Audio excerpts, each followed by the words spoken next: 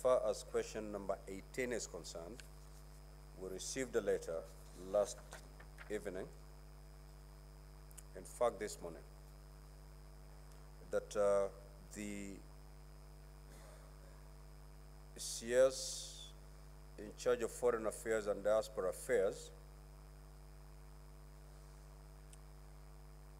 is out of the country on delegated duties, and therefore he will not be able to be with us this morning for purpose of responding to question number 18. As question number 59, 79, 78, and 79, these are 4 questions that have been directed to the CS Treasury. Again, a communication was received yesterday indicating that the CS had prior arrangements in regard to COP28 being held in Dubai, and therefore he is not available. The Prime Cabinet Secretary has alerted Senate this morning. The Cabinet Secretary at the National Treasury has alerted the Senate this morning. Mr. Speaker, it should also occur to this House that this is not the first time the Prime Cabinet Secretary is failing to appear before this House. And, Mr. Speaker, if this does not imply attitude, then what does? The Cabinet Secretary has an attitude about this House. He thinks, Mr. Speaker, that the House is waiting for him so that this morning it discovers that he's not around. He had a 7-day window during which he knew he was going to travel or he was traveling. He should have informed us. This is the time for now us to sanction the Prime Cabinet Secretary so that he respects the House of Equity that represents the 47 counties of Kenya. If the President of the Speaker is answerable to Parliament, then Cabinet Secretaries who serve at the pleasure of the President must be 10 times answerable to Parliament. The Speaker, I am a bit concerned because, and I speak for the minority side, you know, the Speaker, we had stayed away from these morning sessions on account of a legitimate court process.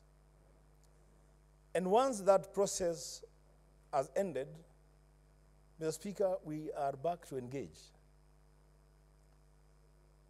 I don't know whether the Cabinet Secretaries are afraid of the presence of the minority side in the House and they don't want to face the tough questions that they have to face. Mr. Speaker, I want to plead with you,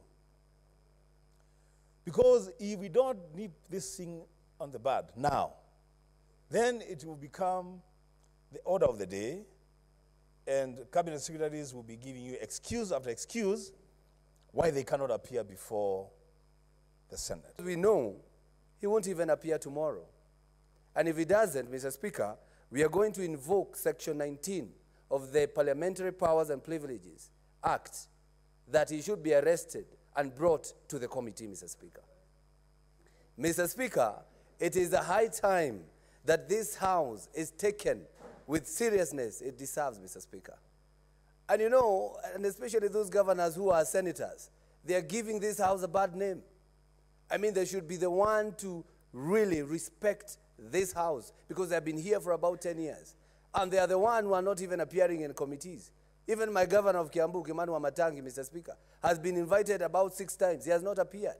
I think we should crack the whip, because for us, in future, we want to be governors, and we don't want people to say senators were the worst governors. So we have to do it today. And for the CSs who did not appear today, Mr. Speaker, crack the whip. Give them a fine. Invoke Section 19.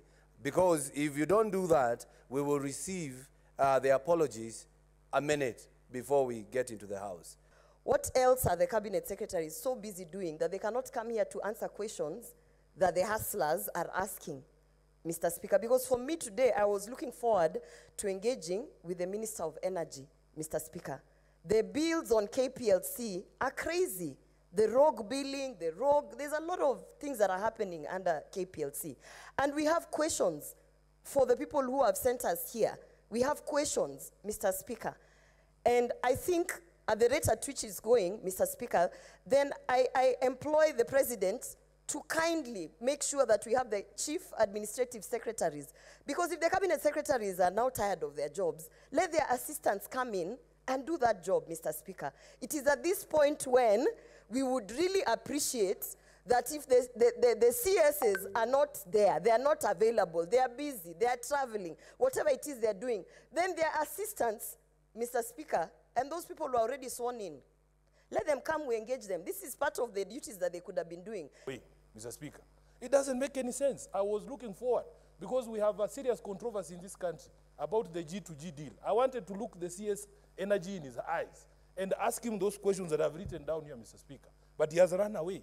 And this is becoming a habit, even in the committees. My chair of the Housing Committee has just elucidated what we're going through in the committees of the House.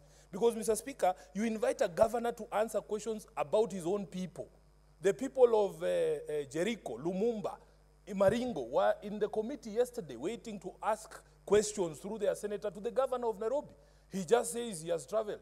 And my suspicion, Mr. Speaker, is that this COP28 that is happening in Dubai is going to be one of the biggest scandals in this country. When the final list of the number of Kenyans who have gone to Dubai is published, we will be embarrassed as a country. I am happy that as a senator I was told there is no money in the Senate, so I decided to just stay at home. Mr. Speaker, you are aware of this issue. So for us,